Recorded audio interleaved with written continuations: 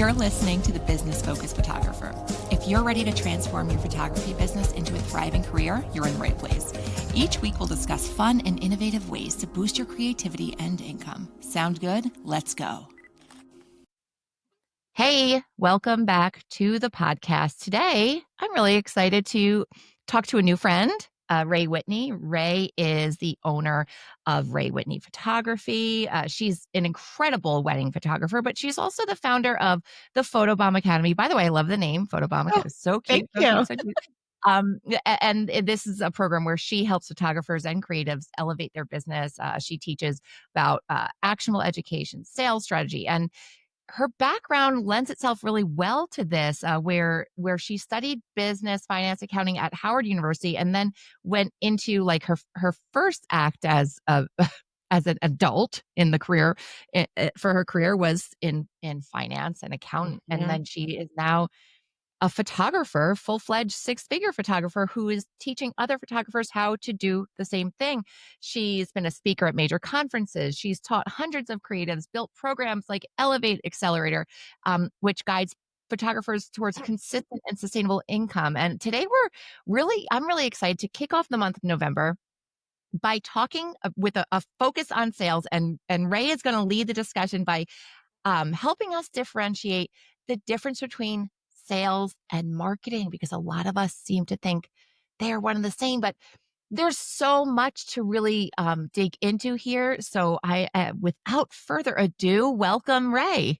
Thank you. Thank you so much, Jill. I'm excited to be here. Hey, you guys. I'm excited for this conversation because this is definitely one of my wheelhouses. And this is also one of those things that I realize a lot of photographers absolutely hate is the idea of selling. Yeah.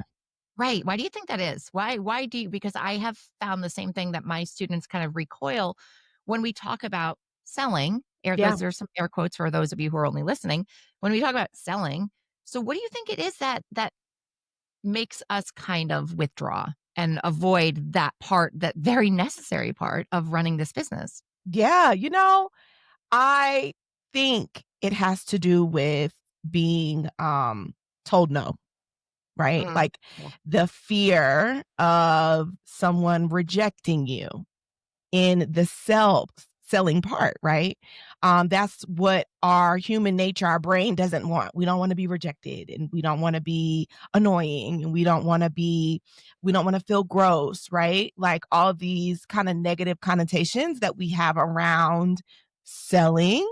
And you know, I believe that's why reframing our mindset around selling is so important. Like the way that you think about it, like what you're telling yourself to be true, right? And like we can go into a whole bunch of the mindset model breakdown there, but like our thoughts lead to our feelings, which then leads to actions and then creates our results, right? And so if you're saying, if you're scared that no one's going to book, or they're going to tell you no, or they're going to, immediately want to haggle you in price, or whatever the uncomfortable thought is that you're having in your brain, like you're going to feel so hesitant to do the sale, to ask for Right. the sale.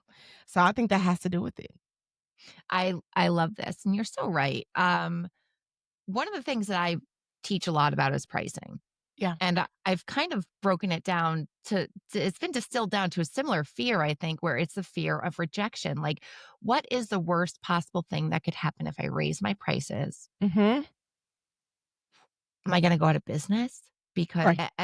but worse than going out of business, I think for many people in their head is that emotional reaction to being rejected by clients, by people that Mhm. they have loved working with in the past, they have a relationship with. It's like a breakup. And then, so then like play it out in your head. What could that really look like if you're selling to somebody and it because the majority of the time people are not going to buy what you're selling. Of all the people that you're pitching to, Yeah. that's the statistic. So Yeah. what what can we do to kind of quell those insecurities and those fears of this really crazy scary thing in our head that we've fabricated, by the way, um to go ahead and take that step anyway that is so instrumental and necessary to actually running your business and staying in business. Yeah, yeah. I think that you have to really know that selling is service, right? Like when you are selling or making an offer to someone to work with you to buy buy into your services, buy into your creative energy and experience, this is of good service to your audience, to your people, truly, right? I think also knowing aligning that with you being in integrity and in alignment with the service that you offer. Okay. So I really believe that when you care about the work that you do and you care about the results that you are striving to get, and you really just like have a good heart posture, selling is of good service because there are so many people, okay, in our industry that don't care. I hate to say it like that, right? There are Yes. so many people that maybe are just out for the money or, just don't have that same kind of alignment and heart posture. And I think, like, in my mind, I always want to show up, push past my fear, past my level of resistance, all the things.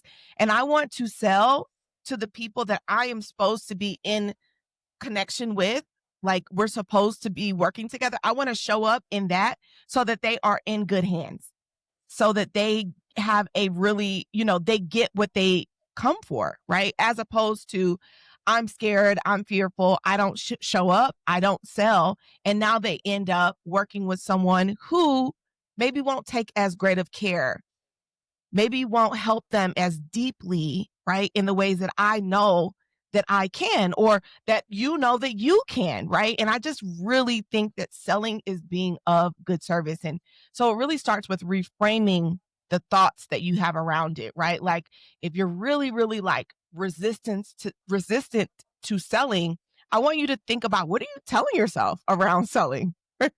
You know what I'm Yeah. saying? Like, or do you feel sleazy or gross around it, right? Like, do some people have told me, I feel like a car salesman. And I'm like, how did we get there? Like, how did we get to you feeling like a car salesman as opposed to really just being excited for the opportunity that you're presenting to the person to work with you? And you know that you're going to do your due diligence, you're going to do your care, you're going to show up as your best self in order to serve them. So that is like one of the first things that I want people to do, is like really reframe how you think about it. Yeah. Well, you're exactly right. Remembering that if you're selling to somebody, it's because they are interested in what you do. Yes. They understand that you are not providing air, food, water, shelter. It's a Yes. luxury. What you are providing is not a need, it's a want. Right. And that's what most people get excited about spending money on anyway. That's what we love to spend our money on. So bridging the gap from that inkling that your lead has of, do I want to give this person money? And then that transaction, Yeah. this is like, you're giving, this is permission. Yes. That's what's standing. So you are providing this service, giving them permission to go ahead and have this transaction with you. The other thing is, like, we all just assign our own money stories to our leads and our clients. We Mhm. assume that they have the same hangups that we do, and that they have the same budget, and that they have the same number in their bank account, or this, whatever it is. And, as we have learned, you will never know what somebody's relationship with their money is and how it makes them feel to spend that money. So, yeah, we all there is that used car salesman thing that I think everybody's afraid of. You don't wanna be, um, that sort of level, but what about when you go and you buy a car and it's a good experience too? Yeah. Because Yeah. that's a thing too. I've Yeah. purchased a car now from the same dealer 4 times. See? Bec Right, because he listens to me. It's not because Yeah. he's the cheapest one. It's not even because he's selling the brand of car that I want the most. Hmm. That's what's crazy. Yeah. I wanted a Subaru Ascent. I got a Honda Pilot because he didn't treat me like some know nothing, a woman, because I shop without my husband when I buy a car, without my husband who he could take advantage of.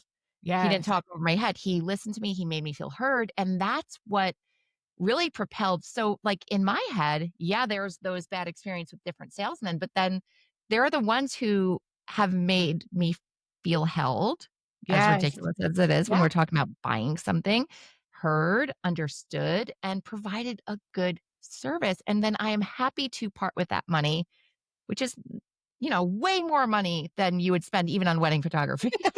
Way more, way more. Yeah, 1,000%, Yeah, 1,000%. I think that that's such a good point. I think that one of the most important pieces to selling is listening to what the lead is actually sharing with you, right? So whether this is happening via DM or it's happening in a consultation, or even via email, everyone has a different kind of like sales system or how they go about closing sales.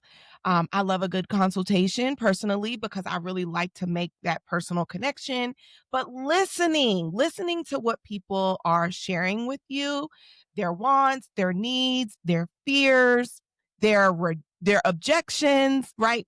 And being able to then provide a very clear, like offer a very clear suggestion to what they are desiring, right? And making it clear and concise for them so that they feel like, oh, okay, she gets me. They get me. Like they understand me and they've listened to me and this is exactly how we're going to go about reaching the end result, the desired outcome that they want, right? And I think like, because another thing is like people love to talk.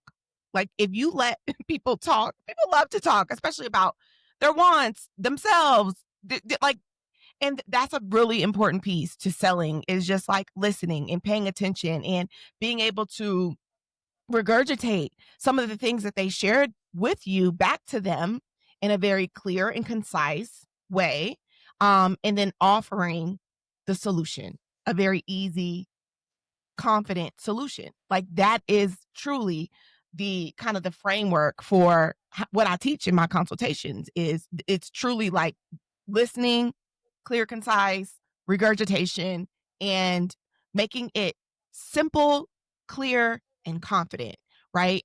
In what you're offering to them. absolutely. And it's a Yeah. two-way transaction too, because as service providers, when we sell, we are committing to spending time with these people. So Yes. they're, in a way, selling us on working with them.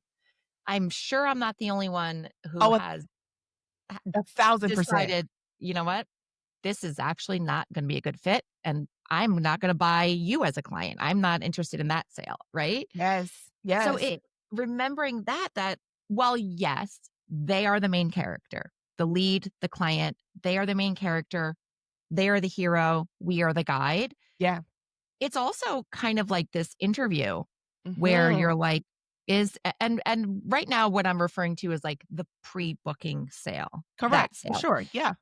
But then there's also sales that can happen after, Mm. right? Yeah. What is your business model, your sales model in your own portrait and wedding business? So like I said, it starts with a consultation, and again, meeting people like that interview. And I think that that is such a tenured approach. I love that you said that. Like, I think early on, especially for me, you're just hungry for the sale. You'll accept whatever, I'm like, oh my gosh, you're so excited. They're wanting to work with me. Feel Yeah, let's thirsty, do it. yeah. Right.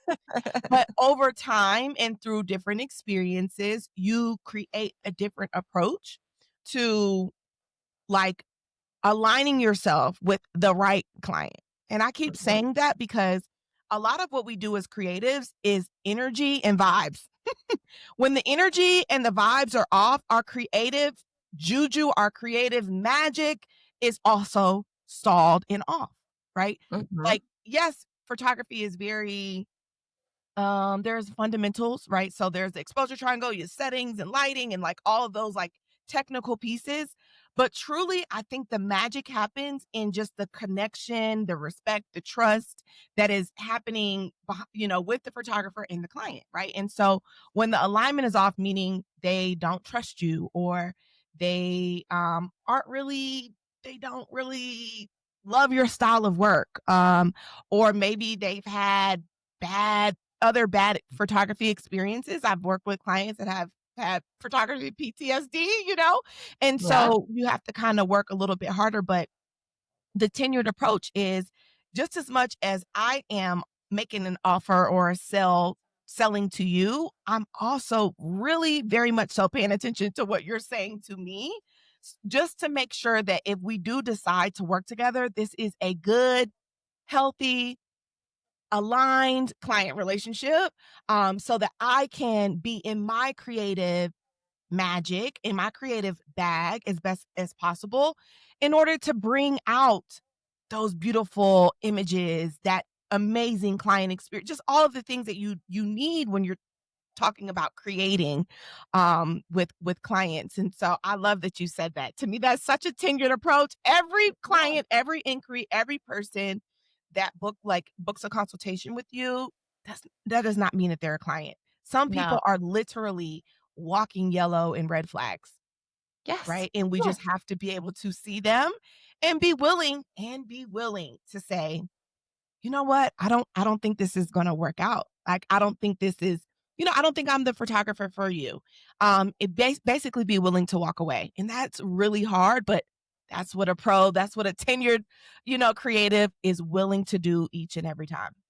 Yeah. And not to be corny, but when you do shut those or you set those boundaries and you say no to those things, what inevitably happens is Yes. you draw and you make space for the most powerful yeses that are out there because they exist. There's so many people Yeah. that are looking for you. Mhm. And if you are clogging up your time and your calendar with these ill-fitted square peg round hole people, Yes.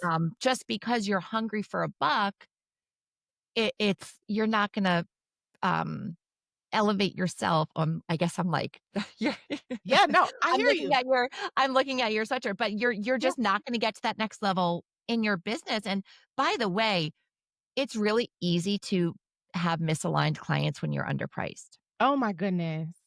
That's Ah, like when it happens. It yes. rarely happens at that in a more appropriate price point. You know what? And I think that, so we talk about misaligned clients when you are underpriced. And this is where we have this like really weird dichotomy. It's like a lot of times photographers who are maybe still have a 9 to 5, or they're still working in a corporate job, those are the ones that are typically underpriced. And this is what I'm always coaching them on. You don't even have a lot of free time. No, they You have should be very priced limited free higher. Yeah, you have very limited free time, and you're telling me you're willing to give this very limited free time to people who are not in alignment and under be underpaid for Exactly. all of the work, right? I think that that's where another mindset shift has to happen. You don't have all of these hours. You can't work on a Wednesday. You can't go out and shoot on a Wednesday at 3 p.m. You know what I mean? Like, maybe that's Yep. just not your reality. Or maybe, I'm speaking to the moms, the dads, the people that have the 9 to 5s, the people that have other obligations and responsibilities, right? Outside of just the business, right? And so because of that, your time is limited. And when your time is limited, this is why it's even more important to have a pricing system that like makes sense, right? A pricing model that you can easily and confidently promote and walk people into, right? And not just kind of picking things off the wall, or, pricing yourself because someone down the street is this amount. I want to be a little bit less, or I want to be a little bit more. Whatever you've done, right? Like, those arbitrary strategies really aren't going to get you anywhere, especially with your limited time. We need to create something that feels really good, that speaks to your sales goals, speaks to your cost of doing business, speaks to your level of value, your level of expertise that you provide. And when you have those backings, that confidence is just exuded, right? People can feel it. They're like, oh, you know, it's just a different thing. So I love, you know, for my and how do I know? I started this business with the 9 to 5 in accounting, in audit. I mean, I was working crazy hours and Yeah. shooting every weekend and, you know, really just burning the candlesticks on both ends. And it hit me one day after a really difficult client. Like, wait a minute, I don't want to work with this type of client. I don't want to shoot this type of session. I don't even have a lot of time. I could have Right. said no to this and I could have said yes to something that was really exciting and really in alignment with how I wanted to show up as a creative so that I felt really good about it and really excited about it. Right. And so I think that one tip there is for people to really just like become, you know, read your own energy. Like if you aren't excited about the lead or the conversation or whatever the project is, there's something there. Like, you know, there's really something there. And then two, like if you don't have a lot of time, like if you're and none of us have a lot of time, but even when Right. you're full time in photography, it's just a little bit of a different engine. I always tell people that. But when you have all these other obligations, it's even more important to really have a pricing system that makes sense. And then also just like selling to the right people, right? That feel really, really good to you so that you feel good about the projects and you feel really well compensated for your time and all the things that come with it, right? So, Yes. Yeah. You yeah. don't want to leave a session resenting your clients Oh, because you told them a number that you pulled out of thin air and that yeah. ended up not being enough. Yes. Yeah. Yes. But you just said so many things, and I'm going to resist the urge to go on too many tangents here. Okay. Okay. But the pricing thing, it's obviously, I say it's like a hill I died on a long time ago. I am dead on this hill for so long. I will always talk about the importance of pricing for photographers. And it's not because I think everybody needs to be a luxury photographer or a luxury price point or anything like that. I mean, you have to understand your where you are. Are you a volume photographer with lower prices and like then how to run the business appropriately? All that, yes. Right. But then once you understand who you are, the hurdle then is selling yourself at that price point. And the reason that this is even a conversation is because it's hard for people to raise their price to an appropriate price point because they don't know then how to sell themselves at that price point. Hmm. So what advice do you have? What are some things that you teach? What are some things that you do yourself that you practice that enable you to um, give permission to those leads, to those people to pay the price that you have assigned to your services? Um, what sort of mindset? Because it is mindset. That's it. That's a How do you, 1,000% mindset. It's there's a piece of it that's strategy, right? I believe that when it comes to pricing, I'm very meticulous. I'm finance and accounting, okay? So, we get in yeah, the numbers around here. We really utilize a lot of data in our business to really create justification for pricing because that then creates confidence. When you're like, "Oh, okay, like I understand how I got to this hourly rate or I understand how I got to this cost per digital or this cost for whatever wall art album, whatever it is," right? Because I work with all types of photographers. I work with some that are IPS. I work with some that are strictly digital. You know, like there's everybody has a different model. right, So, number one, there is a bit of strategy to it, right? Like just to use data, cost of doing business, really understand the time and all of the pieces that go into your client experience. But the other big side, and I'll almost say like 80% of it is mindset. You know, yeah, you have to stop pricing yourself from your own pocket. For the longest time, I was not my ideal Ray, was not my ideal client.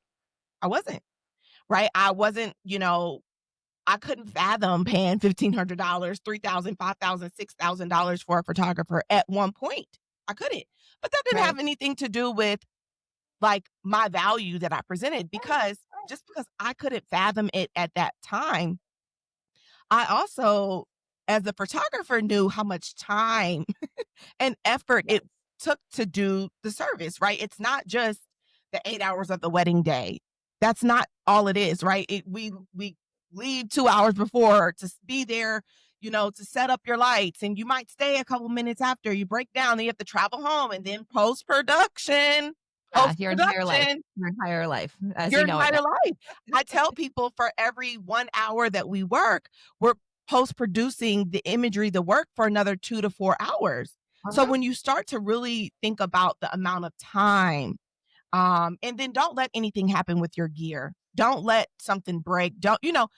There's just all of these different risks and pieces that play a part in it. So you can't price yourself from your own pocket. You will literally always be undervaluing yourself for the most part, right? Yeah.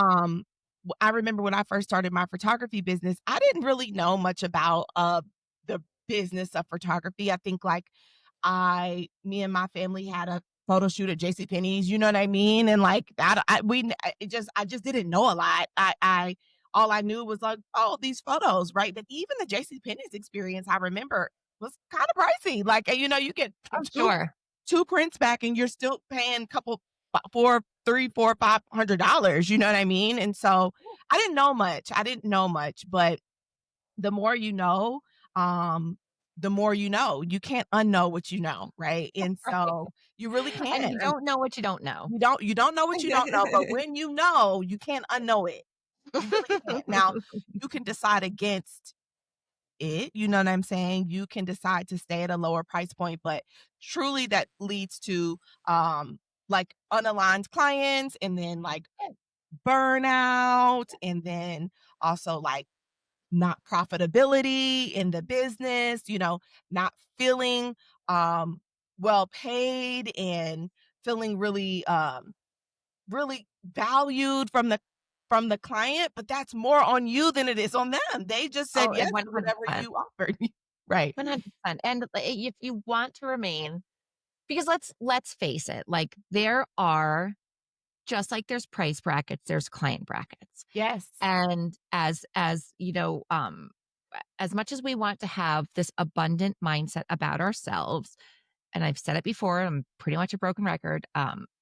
Everybody does have a finite budget. There's Mhm. either the max amount of money that their credit card will allow, there's the max amount of money that they can take out of their bank account to spend. Right. Your ability to sell is going to get you closer to that max, but there's Mhm. still a max. So let's say you and I have been here where you kind of play around with the market. You're like, okay, Mhm. well, let's see what happens when I'm a $1,500 photographer. Let's see what happens when I'm a $600 photographer. Like, so let's see who those people are. And after some time, you might find out that you don't want to work with those $600 people, but the $1,500 crowd is really not it for you either. So figuring that out, and then like, okay, so it's not this pie in the sky number income goal that I had set Right. with. So how do I make this work as a $900 photographer? So you look at your back end. What are my expenses? And this is where, as somebody who comes from accounting and Yes. finance, it's like you, I'm sure, are a sharpshooter. Like you have no problem figuring out how to rework the back end so that you can charge the price that enables you to work with the people that you want to work with. Yes. Yes. Um, but it can't be done blindly. It can't be done based on who you think are your competitors are charging, or what you think you can afford. You need to have strategy with your pricing, whether you are a very inexpensive photographer or a very expensive photographer. It's all and then the types of the level of strategy and skill and selling then is Yes. going to fluctuate. So Yeah. sorry, yeah, there's that rabbit hole that I would I warned you about. No, no, no, and I agree. I think that the selling piece really starts with the client, the overall experience, right? And everybody has a different experience, a different levels of communication and touch points that they have with clients. I am the type of photographer that we're going to talk a few times before we actually get to the photo shoot, before we actually get to the wedding day. Like, I don't just book you and then like see you on the day. There are photographers that do that, right? There are, and that's fine, but that's just not me. I Right. want to talk. I want to set very clear expectations. I want to hear the burning questions. I want to hear the desires. I want to just like kind of walk through. I just want to have like this like prep call, this prep conversation, that then when we get to the session, a little bit of the jitters are out. We've already built a little bit of trust. Like we've already created a really good relationship. But again, so when we talk about price point, right, it starts with the overarching client experience that you're providing. If you're just sending someone to a booking link, letting them book, and then you'll see them on November 12th at 3 o'clock, you know what I mean? Okay, like that warrants a certain type of price point. But if you have maybe a pre-consult, or then once they book, you have a prep call, or you send a guide, or you make, like a mood board, or you do your Notion board. I mean, there's all these things, and you're prepping them, and you're just like basically hand holding, in a sense, white gloving the service. There's value in that. There's so much value, right? So I really think that when it comes to pricing, it's the tangible plus the intangible that really helps you create your pricing so that your clients, everybody wants a little something different, right? There's people that shop at Louis Vuitton, there's people that shop at, like, I don't know, Forever 21, right? And so like everyone is just used to a different type of service, a different type of hand holding, and so you just have to really know who you are as the photographer, right? What kind of what kind of experience you provide, and then make sure that that pricing matches. It has to match, right? And that the client workflow is really laid out. And you have these things you learn by trial, but you get better every time, right? Like, oh, I should have done this, I should have done that. Um, I mean, there's so many tangents. I remember when I first started to shoot weddings, at the end of every wedding day, I would come home and I would just write in this journal all the things I did good, all the things I didn't do good, what I should have, like, after a shoot, your brain goes into like a million different, oh my Yeah. God, you should have done this. Oh, you should have done that. Oh, all of these things. I just would jot them down for the next wedding day. So before the night before, I'm reading through my thoughts from the last wedding. I am getting better at every opportunity, right? Like I take this very seriously. Yes, it's a creative and there's something light and fun about it. But for me, I want to become better. I want to really provide and go all out for my clients, right? And and provide something I'm really proud of and that they're really proud of. And so I just think, like, it's something, I think this whole process is something that we really have to take serious, and know yourself. Know yourself as best as you can. Absolutely. Wow. That's a really awesome practice Oh, thank you. to do It was that. so helpful. It was so helpful. I don't do it now, but I still do have that notebook. And so Sure. from time to time I'll peek in there, and it's just so interesting, right? But I man, bet I that yeah. the adrenaline of being a new photographer and Uh, coming back from a wedding, yes. um, it's probably now kind of leveled out now that you're a It's seasoned still there. It's pro. still there. I'm Yeah. still always so wound up after a wedding. It takes me at least 2 to 3 hours to even be able to close my eyes. Oh, Um, oh yeah, absolutely. yeah.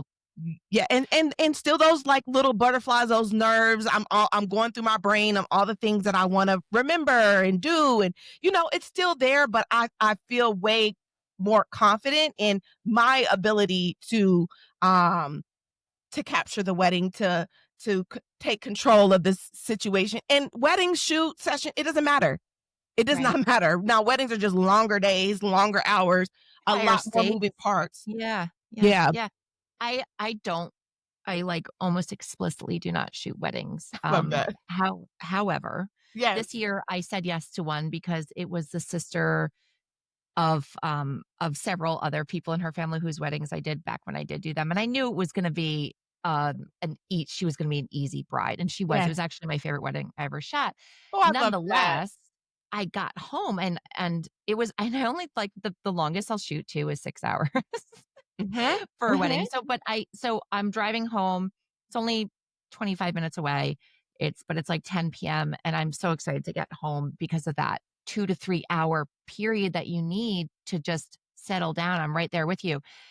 And you have any friends, or we won't call them out, who drop in, the drop in friends? So, like, the people who come unannounced, which is like absolute chaos for me. Like, I do not have that sort of lifestyle where you can just drop in on me at my home with my kids and my dogs. Yeah. Anyway, I 10:30, I pull into my driveway and that friend's car has dropped in with her 8-year-old to come and play with my 8-year-old, and it's like, That is so what the funny. hell is going on? This is absolute torture because I get home and I'm like, I need to upload all these cards. I need to figure out which ones are going to be sneak peeks so that within 24 hours I can get this bride her Yes. sneak peeks, but I need to go to sleep and I need to be left alone. And then I'm sorry for that. That's Yeah, yeah, yeah. sidebar, but No, now it's as you made me think of it, like, yeah, that 2 to 3 hour break Mhm. after a wedding. Yeah, that was totally robbed from me recently. I was so Yeah, no, it's so funny, and I think photographers need it. We need to make this normal, right? Like the decompressed time. It's normal. I think like sometimes when I'm talking to my coaching clients or just talking to people, I'm like, that's normal. You know what else is really normal? Maybe the day after slump, right? The creative slump that you like you're on a high because you just did it. Like, oh my God, we killed it. yeah, Then the day yeah, after, you're like, I like a should have done crash. it. The slump, Yeah, right? Like, so yeah, that there's just like these emotional waves I swear that comes with being a creative that yeah, are normal. And I like, let's normalize it. You know what I'm saying? And yeah, yeah, I just think I love that we both like agree because like it's such a normal thing, but it can feel so abnormal when you're newer or you don't hear a lot of people talk about it. You're like, okay, right. am I okay? It's like, you're fine. You're really fine. It's just the creative Yeah. process. Especially if you've gone from a job where you are working with other people who are doing something similar, you're working towards the same goal to essentially working by yourself, where it Yes. does feel isolating. If you don't have photographer friends, get photographer friends because Oh, they will they get it. We get it. totally, yeah, you guys Yes. need to complain together and Yes, yes, just like we understand each other on a whole different level. It's so freeing, it's so Mhm. comforting, and it's also really inspiring, right? To be pushed by someone else is doing similar work, maybe different Oh market, yeah. but similar work. Like, Yeah. Yeah. yeah, it makes you kind of get out of your own comfort zone.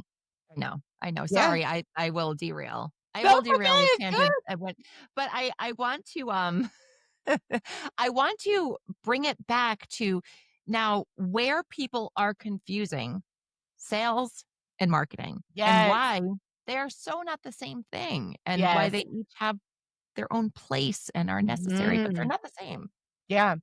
So I think of marketing as the action of putting your messaging, your value, your offers, your expertise, your uniqueness into the marketplace, wherever your audience might be, right? And so I teach on building like a marketing ecosystem. So that might be Instagram, Facebook, LinkedIn, email lists, word of mouth, referrals. Like there's all these different places where your marketing can reach an audience, whether it's a cold audience that's not brand aware, they have no idea about you. Social media is always good for that. Or an audience that's more warm or hot, like an email list, word of mouth. Those are always, those are really a great audience as well because they trust you, right? So marketing is where we put our value into the marketplace. Our speak to our offers, speak to our process, speak to who we are as photographers, as business owners. Make that connection, right? Where selling is the actual action of making an offer to a human, someone Right. that actually is interested or semi interested in working with you. Now, we have to remember that every person you make an offer to or you sell to is not going to buy from you at Right. that moment. They're not. That's normal. That's okay, right? That's why we can get into conversion rates. We can get into again data that is going to help us make this feel like, oh, okay, I'm hitting my metrics. I'm hitting Right. the numbers that I should. But Right. again, selling is the action of actually making a sale. Hey, are you ready to move forward? Here's the next step. Here's the offer. Here, what I think would be best for you. Another human, not just to the world, right? Like in marketing, we have call to actions and we tell people like what to do. That is a piece of this, that is a piece of selling. But Right. what I've seen in 2025 for sure in this year is like people want that personal connection. They want that personal reach out. They want to they want you to invite them personally, right? Whether that means sending a DM, a voice note, offering a consultation, and then having a conversation with another human. You know what I'm saying? Not just Yeah, putting it in the yeah, world and waiting for someone. We have to be willing to go a little bit deeper, right? So that selling is the actual action of making an offer to move forward with you to another person, right? To another yeah, person, which is again very different than marketing. Marketing is just the promotion of you, your service, your target audience, your connection, just your uniqueness. It's putting your value out there. It's staying top of mind. It's nurturing people. But selling is that next step of the actual action of um, making an offer, telling them very right. clearly, hey, okay, I'm gonna send you the link, or here it is, right? Whatever, however your sales process looks. Yeah. So what does it look like for you? You got on that consultation call. Do you have are all of your packages custom, or do you have a menu of sorts for things, that are just kind of flat rates? How do Yes, you do yes. that? So for me, on the photography side, it's almost like I'm running like two different businesses. Yeah. I've been a wedding photographer. This is my 11th year in Wow. shooting weddings. Yes, Woo! and so I know it's so crazy. So, um, That's a hard I do job. have packages that meet people where they are. I have my signature package, which is Dangerously in Love. It's my 8-hour two photographer. Yes, it's named after Beyonce. Okay, it's because that's just a good way to make a connection. But that would be like my signature package. But of course, we can customize. And then in that, I have a retainer amount. That amount is what they would pay in order to put their wedding date on the calendar. And that is then deducted from their overall cost of the wedding. If Right. they're like, oh my gosh, Ray, let's do it, I will send that over via my client management system, which I use Honeybook. They're able to sign the contract, pay the retainer. Once we lock that in, we're locked in for the wedding. We can start to set the date for the engagement session.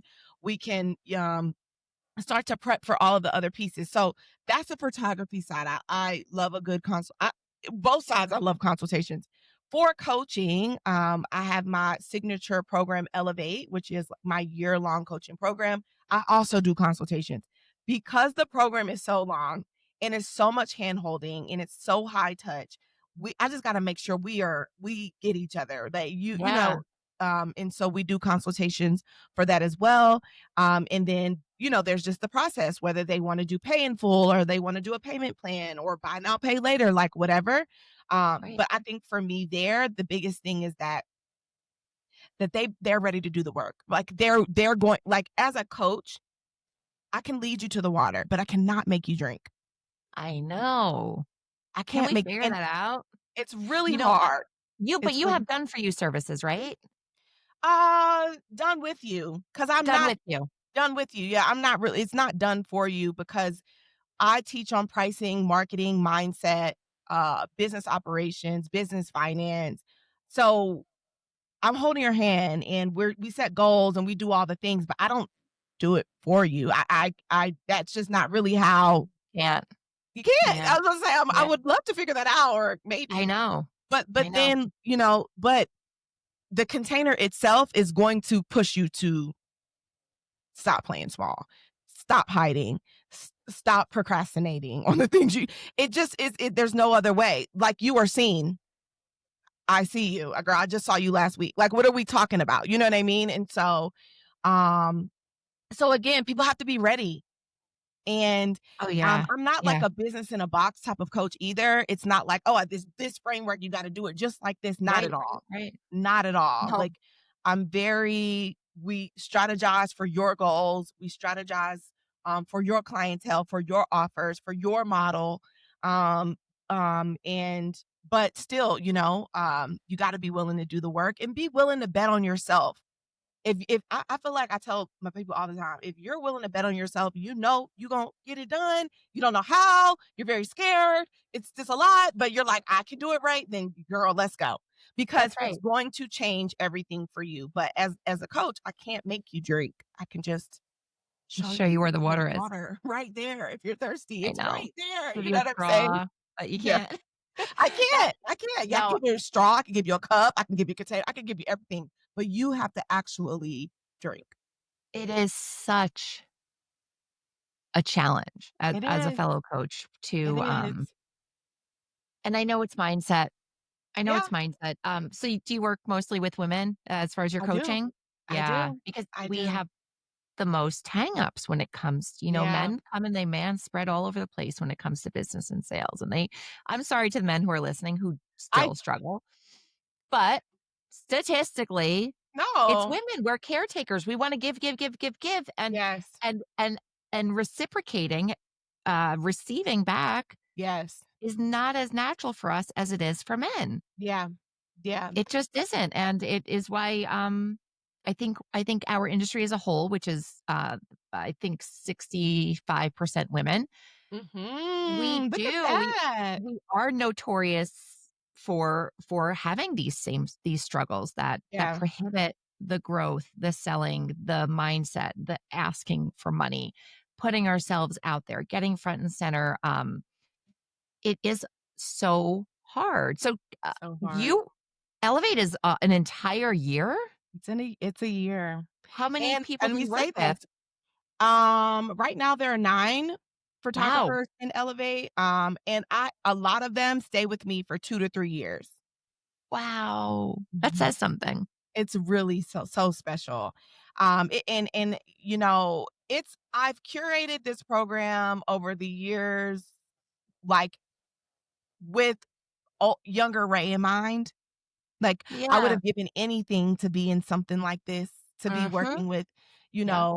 a coach in this intimate way, to be in this intimate space with other photographers across the nation.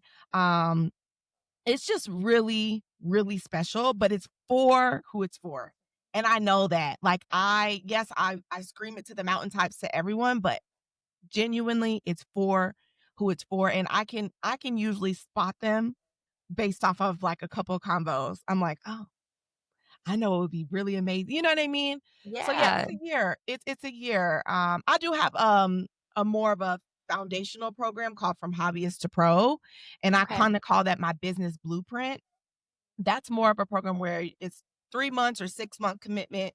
And it's foundational, so meaning like niching down, marketing Yeah, 101, yeah. style of work, like these first levels and layers of becoming the pro.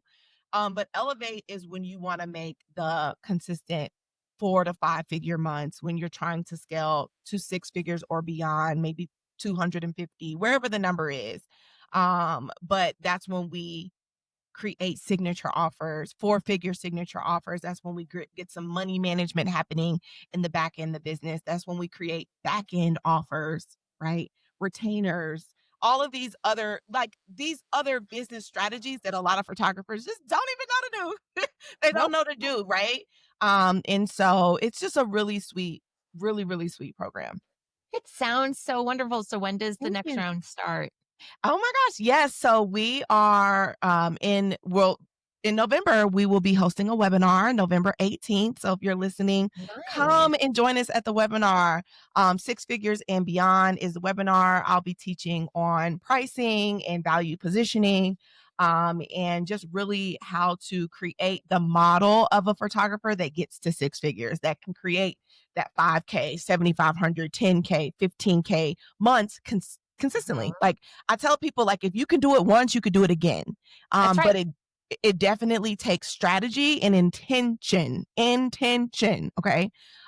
So in November 18th, we're hosting the webinar. The enrollment will be open all the way until November 30th for the 2026 year. And our bonus training is December 9th, I believe. So we're about to open enrollment, and that looks like coming to the webinar if you like. I think you should, because it's going to be so good. And or booking a sales consultation with me so I can talk. We can just chat. I can learn about your goals, where you are, really kind of give you a let me help you see the gaps and the holes that are happening for you, blind spots that are happening. Right. And then we'll work together in 2026, and it'll be life changing. Like, I've literally watched so many of my clients' lives change, not just their business, but their life. Oh, And that absolutely. is just Mhm. so it's just so beautiful, and I'm forever grateful. to do this. Like, I love helping other photographers, especially women. I love helping us make money, like, Yeah. and be paid really, really well. So, Yeah. It is. It's the best job when you make this thing work. yes. The Yes. best. Oh my god. Like It's we so have it. fun. It's so fun. It is. And to when you consider the earning potential, Yeah. it's Yes. wonderful and fun. Yeah, super fun. And you are proof that it is the creativity does not stop with when you put the camera down. Yeah, The no. the creativity can live and should live in the back end and Yes. the spreadsheets and in the data. And Yes. and for anybody who, I mean, I'm so annoying about this, but like if you think that you're not cut out for the business part of having a photography business, you couldn't be more wrong because if you are a creative person, if you care about people, Yeah. then it translates so beautifully when you Mhm. learn how to harness that part of your brain. And it sounds like that's really your strong point. This has been like such a fun conversation. I feel like we've been in a really corny little echo chamber because it sounds like we have a lot of the same ideas. Just like Yes. Yes, and I love that. The I love alignment it is there. too. Yes, absolutely right. It has been so amazing to talk to you. Oh, thank you. I really hope that anybody who's listening needed to hear this because there's Yeah. so many photographers who do need to hear and have the permission to sell and to know that it's not a gross thing to do. It's part of staying in business and Yes, it it's is. It's such a vital communication. part. Yeah, Yeah. yeah, and remember, it's of good service. You Yeah. selling is being of good service to your target audience. Truly, Like, truly it yeah. is. Yeah. Yeah. They're your audience for a reason. They want Yes. to buy from you. Yeah. Yep. Give them that opportunity. So I Yes. this is the time of year. What's the statistics? Like something crazy, like 70% of sales happen in this fourth quarter. Oh, yeah. Um, this is why I want to focus on this topic for this month. So thank you so much for kicking us off for November for this what I'm sure will be a very fruitful season for many of us, especially during a time when people are getting really crazy mixed signals about the economy and the state of consumer behavior, and Yeah. we just need the reassurance that there is still life left. You've been in business long enough to have seen the many ebbs and flows of our economy, and that we are going to be fine. There Yeah. is still plenty of money to be made right now Yes. as photographers, and to not put our tail between our legs and run And away. hide. So Right, don't do that because once you hide, they really won't buy because they you're really not. won't buy. Yeah, you're not there. So, Yes. no, yeah, money is still being made, and people are Mhm. still wanting photos and experiences Yep. and, to capture their family, their legacy, their business, their all the thing it's still happening, right? Mhm. It just might look a little different, but nothing is gonna ever look the same. Nothing's ever, Nothing. and that's the beauty. Just be flexible, just be resilient, just be willing to Yes. adapt. Yes. Um, well, all right, so tell everybody how they can find you, how they can sign up for your webinar, how Yes. they can learn more about you as a photographer, you as a coach, all the good stuff, right? Absolutely. So meet me on Instagram. My handle is at Ray Whitney's. Ray is spelled RHEA. So at Ray Whitney is my Instagram handle. Ray Whitney is my TikTok handle. I'm like newish to TikTok, but I'm really loving it. It's really Good fun for over you. there. And then as far as the webinar, if you meet me on Instagram, you can comment the word webinar in the DM or you can comment on any post and we'll get all the details over to you. Just let me know that you found me from this podcast. I would love that. If you have any other questions or remarks, just let me. I'd love to talk back. Okay. I'm more than likely going to send you a voice note. But yeah, come and meet me at Instagram. I would love to chat with you guys and help you level up and blow your own mind on what's possible. Love it. Yeah, don't Yay. don't don't sleep on it, guys. She is so lovely, so Oh, easy to thank talk you, to. Jill. This You was will so love Ray. good. This was so good. Uh, well, thanks again. Wishing you everything that's good for your next round of Elevate and all of your people Sure. in there too. I'm sure they're going to thrive as your past students have. Yes. Thank you so much. Thank you so much. Thank you again for having me here. Yeah, we'll have to do this again. I'm so down. Whenever you're ready, I'm down. Awesome. All right. Have a Okay. wonderful day. You too. Bye-bye. So until next time, keep shooting, keep creating, and keep building the business that supports your dreams. Have a fantastic week. And remember, in the business of photography, your creativity is your biggest asset.